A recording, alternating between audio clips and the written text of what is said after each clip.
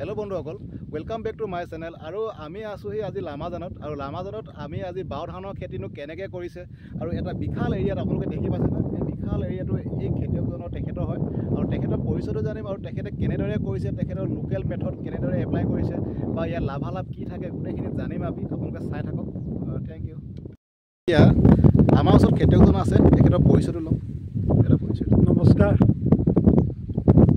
আপোনালোকে ইয়াৰ আহি কৃষক বিভাগৰ পৰা আহি ইয়াত আমাৰ লামাজান দ পথাৰত আহি সাক্ষাৎকাৰ লোৱাৰ কাৰণে আমি আপোনাক প্ৰথমতে ধন্যবাদ জ্ঞাপন কৰিছোঁ। Thank U.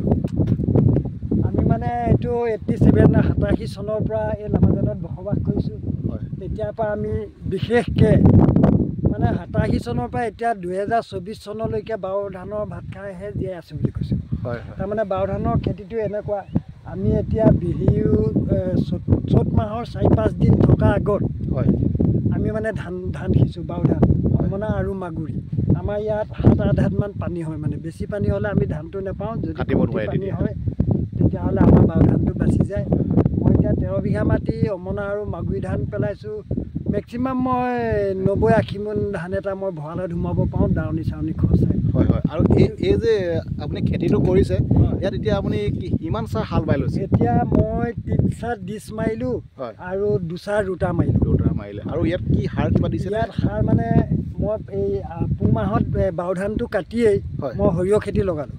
সৰিয়হ খেতি লগাওঁতে মই ইয়াত ইউৰিয়া সাৰ প্ৰয়োগ কৰি থোৱা আছে আৰু সৰিয়হৰ পৰা যিবিলাক এতিয়া মানে পাত চাত যিবিলাক পৰিছে গছ ইত্যাদি সেইখিনিও এটা সাৰ হয়।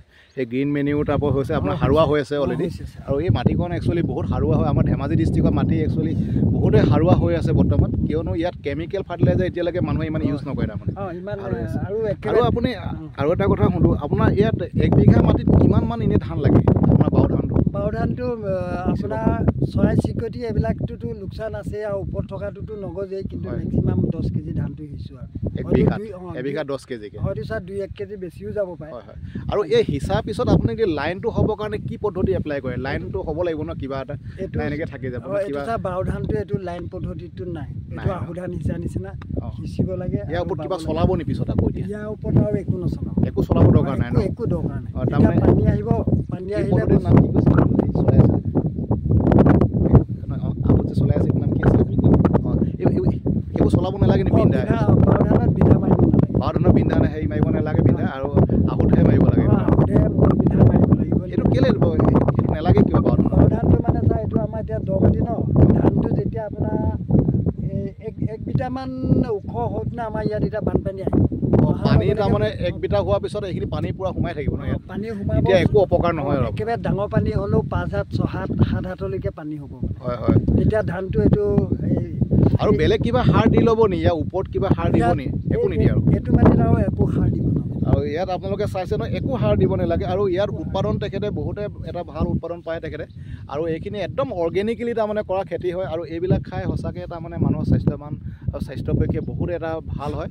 আৰু আপোনালোকক ইয়াৰ তাৰমানে অন্য এটা ভিডিঅ' যিটো নেকি ইয়াৰ ওখ হ'ব নহয়, এতিয়া মই এদিন আহিম অলৰেডি আমাৰ খেতি এইফালে কৰি আছে আমাৰ যি নেকি বিনা ধান 11 আৰু ইয়াত মই এতিয়া দেখাবলৈ আহিম আপোনালোক কেনেকুৱা হৈছে বা without fertiliser only green manure use কৰি পেলাই তেখেতৰ কিমান ভাল হৈছে দেখাব আপোনালোক চেষ্টা কৰিম। চাই থাকিব, ধন্যবাদ।